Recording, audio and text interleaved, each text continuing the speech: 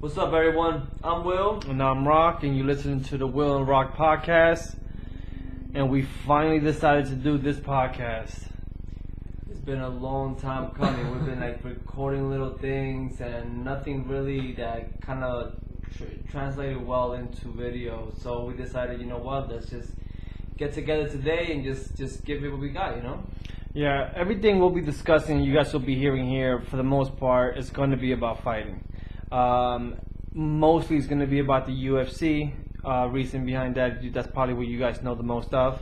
So you're going to be hearing everything. This is going to be our perspective on who we thought won. Was it a fair fight? Who that person deserves to fight next?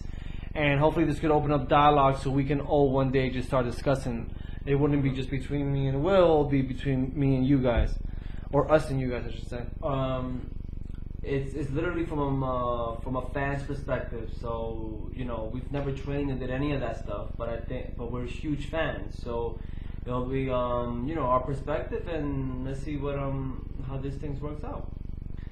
So what do you want to start today? We're going to be talking about UFC 214, John Jones versus Daniel Cormier.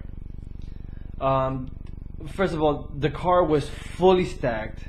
Phenomenal fights on this card. I think that's the best card of the year for the most part. You know what? Yeah, nothing rings the bell. But the great thing about it is the fact that John Jones had his redemption come up. In this card, he went through so many trials and tribulations in his personal life. I agree, but I think we should hold up on that. Let's start with the last fight and work our way to the John Jones. Yeah, no, fight, I was just getting to what the hype behind the card was. I do agree. Yeah, three titles were on the line as well. So I think 3 titles on the line. The whole story between John Jones and Cormier finally coming back together to brawl it out. I thought it was it's easy promotion. It was. The UFC did a great job of putting these fights together. By the way, really good fights and.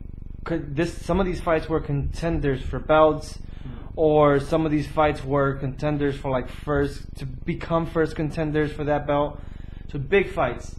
Anyways, first fight of the day was Jimmy versus Volkan.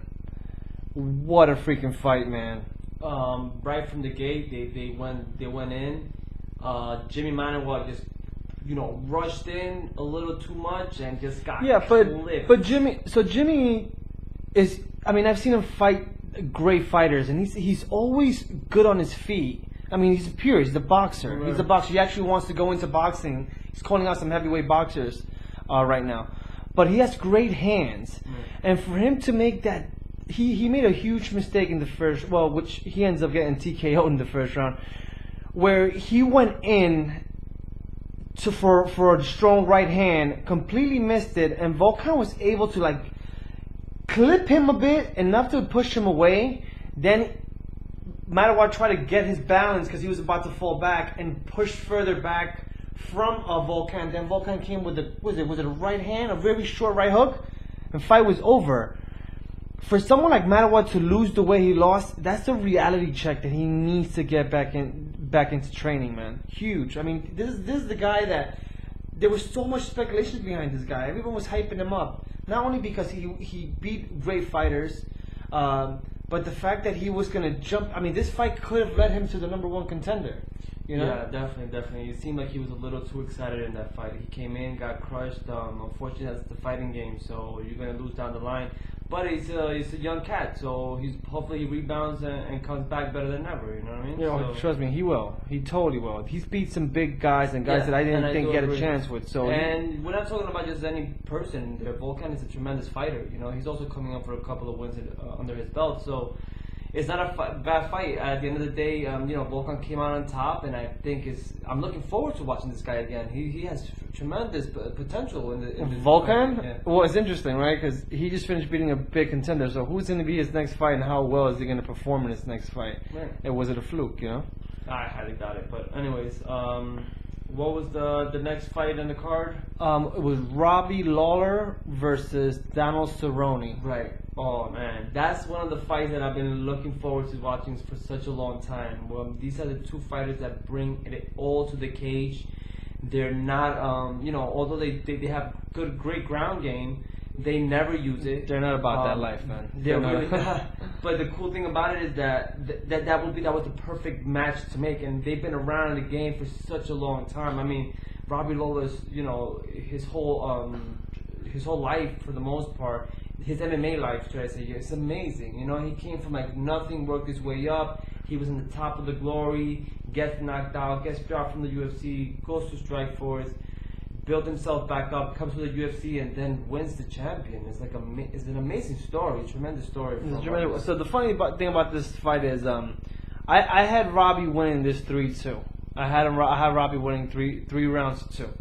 Willie, on the other hand, when we were watching at a certain venue, but as soon as the winner appeared, and I truly believed that Robbie won the fight, you were like, oh no way, yeah. He had to win. I think Robbie took that fight. Robbie fought the smarter fight, and Robbie connected a great amount of times. I don't disagree. This is not like we spoke about this before as well. Like, if Robbie Lawler wins the first round, Donald Cerrone and Robbie Lawler, you say Cerrone edges him the second and edges him the third, who wins the fight? It's Donald Cerrone. He went up 2-1. That's how I feel. But it's that we're overlooking it. My question is, do you think that Robbie Lawler won the first round? I thought Robbie won. He had the most significant strikes in the first round. Without a doubt, I agree with you 100%. I mean, he literally came in the first round. The minute the bell rang, ran right up to Donald Cerrone and started swinging haymakers to this guy. I mean, he almost caught him. Yeah. He almost knocked him out. Okay, so with that being said, I mean, you and I agree on that. He had Cerrone stumbling, so I agree with you 100%. I feel like that easily could have been an 8-10 round. With that being said, then I would give that edge over Robbie Lawler. But anyways, we're talking about. We're still talking about round one. Round one, right? So anyway, round one, he wins a 10-9 round. All right. Now tell me the second round. Who took the second round? Second round was up in the air. Wasn't second round up in the air? No. I think you got it confused. That's the third round.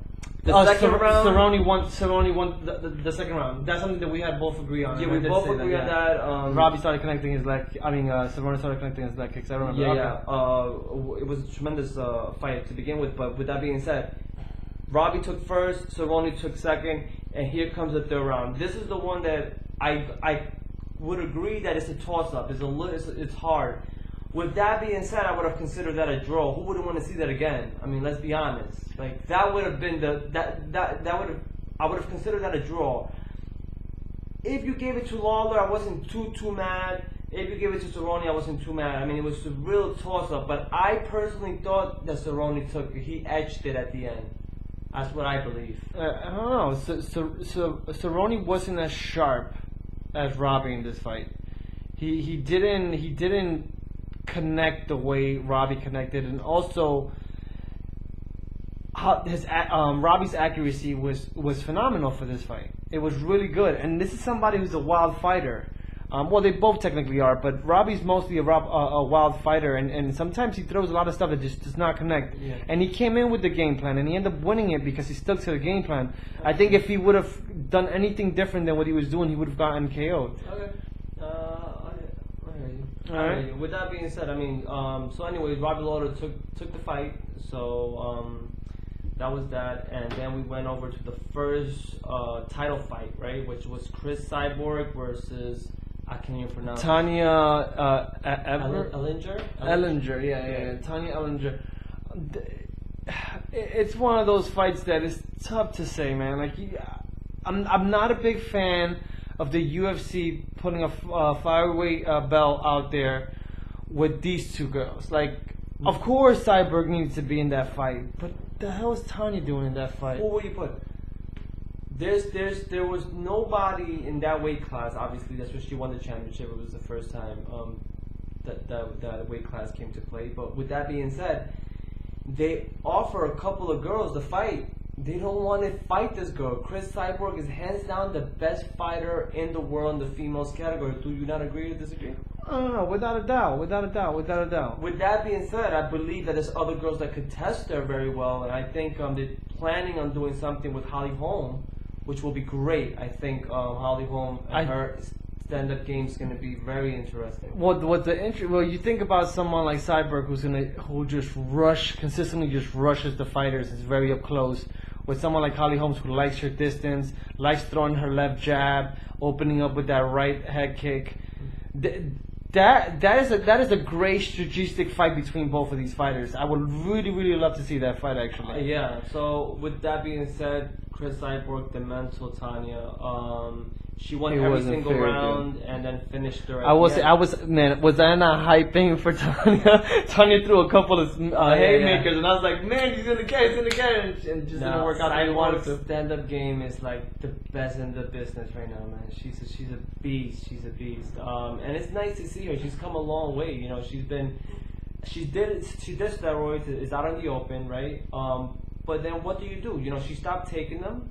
This is the way you redeem yourself. And, you know, people have been giving her a hard time, but it's a long time coming for her. You know, she deserves everything she could get right now. So, you know, I'm a fan. I'm a huge fan, and hopefully she continues on. They give her better competition. We need to put her in the cage with better competition. With the best of the best. And if the UFC really wants to spark things up and start making, like, super fights, these Cyborg and any other high contender who's been in the game for a while, those are the fights that people really want to see nowadays, especially with the women's fighters, man. Those girls are brawlers, and they put on a great show. Absolutely. I don't think I've yet to see in the UFC a bad women's card. Like, they're brawlers. The only time you see something is when they don't have, they don't have knockout power, so there's a lot of, like, swinging like crazy, but nobody really gets knocked out type of thing. But for the most part, I mean, there's a world-class fighter, so it's good to see a women's division and a new women's division in the UFC. Yeah, so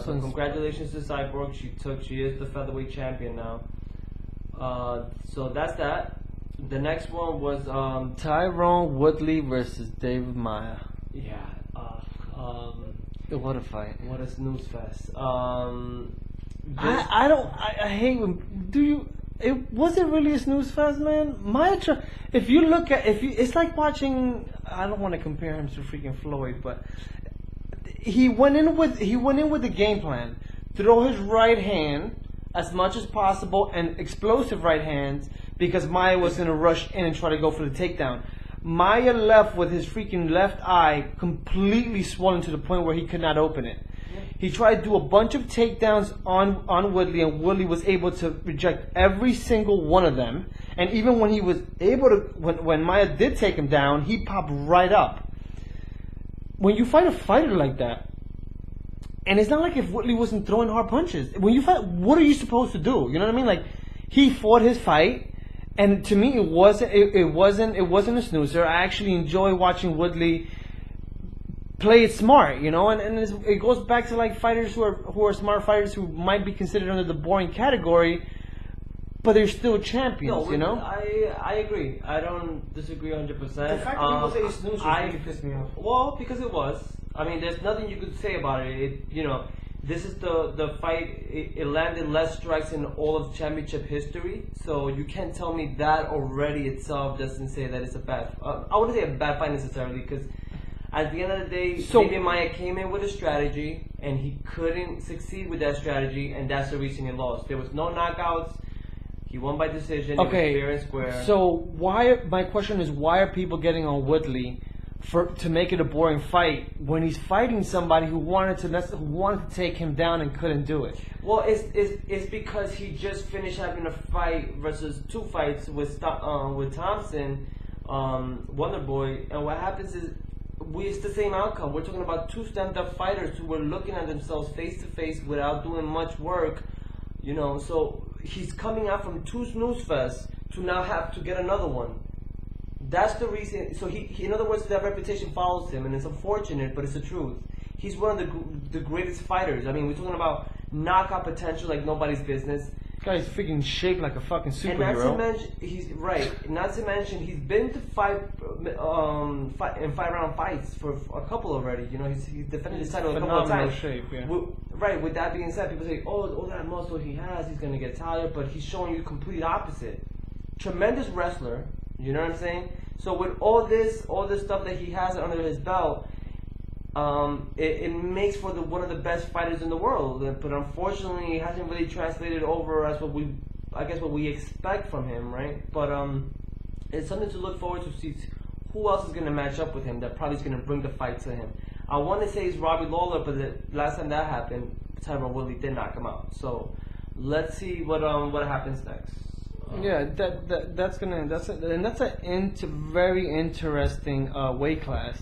There's so many backup fighters, but Woodley already beat them, or they've beating each other in the sense that every time they're a first contender, they drop down. There's never been a consistent first contender in that weight class. Reason why I feel like the UFC. I mean, granted, Maia I think deserved the title fight like 2 fights ago, but the UFC decided, finally we want to do something that's right, and it turned out to be a huge snoozer for the UFC. Yeah. That weight class is pretty stacked.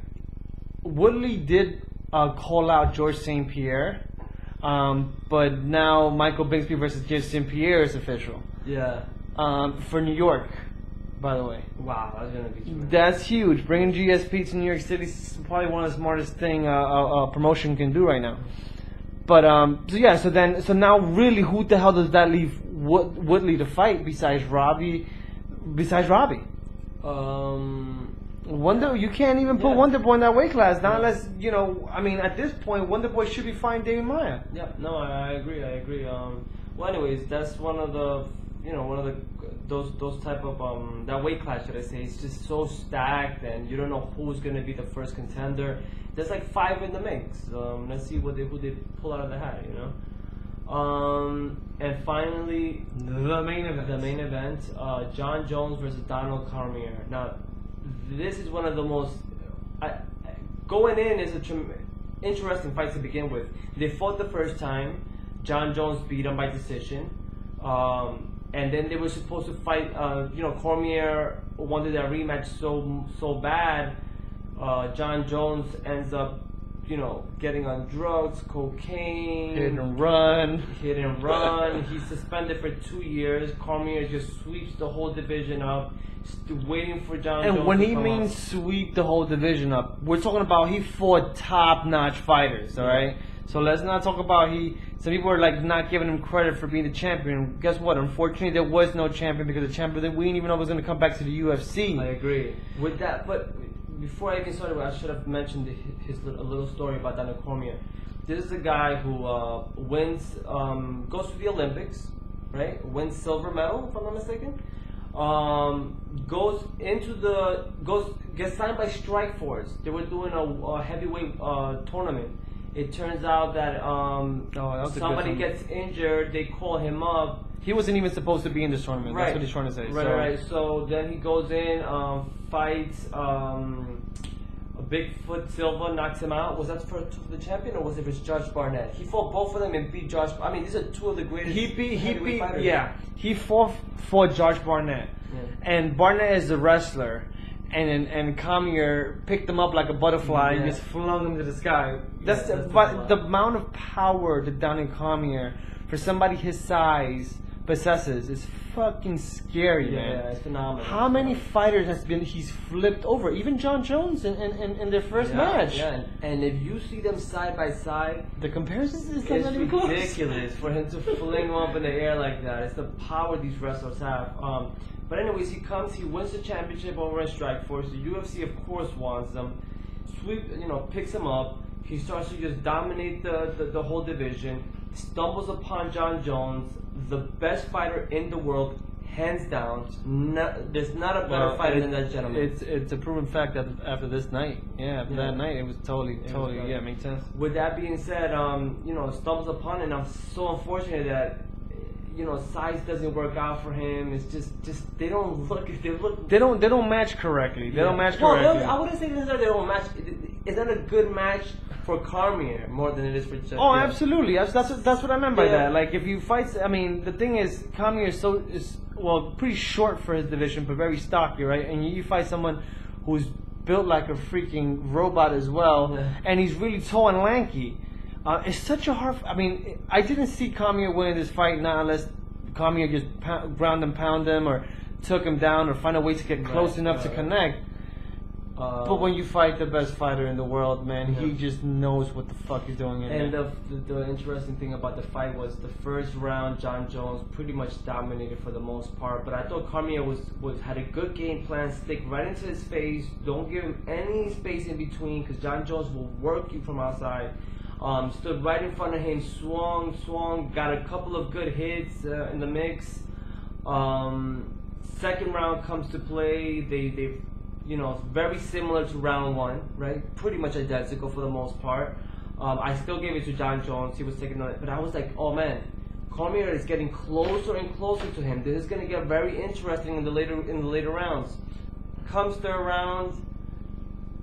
What could you say about fucking John Jones? But I love that you said that. This proves how amazing this guy is. Like that opening, if you really like rewind it and play it several times, that opening was such a minimal time that he had to throw that left kick, and he found it. Like when you find someone like Cormier who's deep, his hands were always up. He was rushing in. He was trying to get a short hook or short punch to Jones to really get to him, which I think he did a phenomenal job. It's very little things you could do to John Jones, and he was getting pretty goddamn close. And then to see the split second that you give Jones an opening, and out of all things, he threw a fucking leg kick. Yeah. I thought this fight was gonna end like in a strong elbow by Jones, because he was throwing it at some point. Yeah. And the fact that Cormier is getting so close at all times, he was like just pretty much right in his face. Yeah, all the time. I do agree that would have made sense. And then I guess the highlight of what I called unsportsmanship was what happened at the end of the fight, and this is something we'll discuss. It's insane because fight's over. Obviously, John Jones wins, knocks Cormier out. John McCarthy did a phenomenal job, by the way, stopping the fight when he was supposed to. He actually let what I believe to be one extra punch in John Jones, but it's a championship fight, and at least from the view that we were watching it from the pay-per-view, it almost looked like Cormier was finding his rhythm. I won't say rhythm because it was but finding a bit of his way up, and then he got clipped again, and that's when John stepped in, which some people said that he was already unconscious. He was definitely unconscious. Listen. Yeah.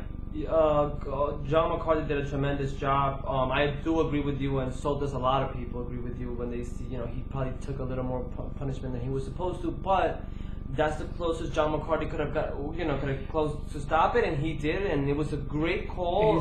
He was definitely knocked out. John Jones just smothered him and pretty much took him down, So back to my point. All right, so fight's over. Jones wins. John McCarthy waits in the middle of the octagon, holds Jones' hands, goes over to hold Daniel Cormier's hand. Daniel just brushes him away. Yeah. And I said, there's something to be said in the sport that I haven't seen that in a long time. Yeah, but okay, with that being said, there's such bad feud behind these two, first of all. I mean, real reason why Cormier did what he did is because there's so much bad blood between these two. I think besides that, is that it was unfortunate that he did not know that he was knocked out. He thought it was a premature stoppage. So that's why he was acting like that. He was actually discussing it with Dana White in the ring. And Dana White said, I'm sorry for what happened to you, but you were knocked out. He was like, no, I wasn't. So with that being said, right before that is when Joe Rogan goes to interview, and Joe Rogan has actually apologized a couple of times already because he was crying. But that's when he was crying was when he saw the video. He saw the video of him getting knocked out, and that's when he knew he was wrong. But going back to what you're saying, because the magnitude of this fight for Donald Cormier, especially the way it went down, if he thought imagine if it was a premature stoppage, Cormier had every right to feel that way. You can't say he couldn't. All right. Now, so with that being said, you have to remember he thought he wasn't knocked out. When he found out he was knocked out, is when he gave in, and why he started just bawling out, crying on national TV while Joe Rogan is fucking interviewing him. Yeah. So yeah. Okay, fine. I get that point. There was time there. You find out you lost. there's time there to say, you know what, I give credit to the champion or somebody yeah, and he did, crying in the fucking microphone. Didn't he? Well, maybe he was fucking crying too much. I didn't hear none of that. But then again, he took his L, and it's a very unfortunate, one of the sad moments in MMA when you see a guy like a real champion in the ring hysterically and outside the ring. I think that's what made him such a great champion. And John Jones said that at the end. He's like, I wish I was like him. He was more of my role model, He was more of the father figure. Father figure. So yeah, that wraps up UFC 214. Looking forward to doing another one of these with you. Hopefully next time we have 2 mics and we're sitting across from each other. It's the first podcast. We wanted to take it out there. I hope you guys enjoyed it. And it was either this or nothing, guys. And we found a way to put it together, and I'm glad we did. I'm really glad we did. And I guarantee you next time you see us, there'll be a bit better production behind the scenes. Sure, hopefully. All right, guys. Thanks for watching. Stay tuned. We're going to post this on Instagram if you guys want to know when our next episode's going to be. That's probably where we're going to keep everyone updated. And this will go on YouTube as well. All right, that's The Will and Rock Podcast on YouTube and also on Instagram. Yep. All right, guys. Thanks for watching. Have a good one.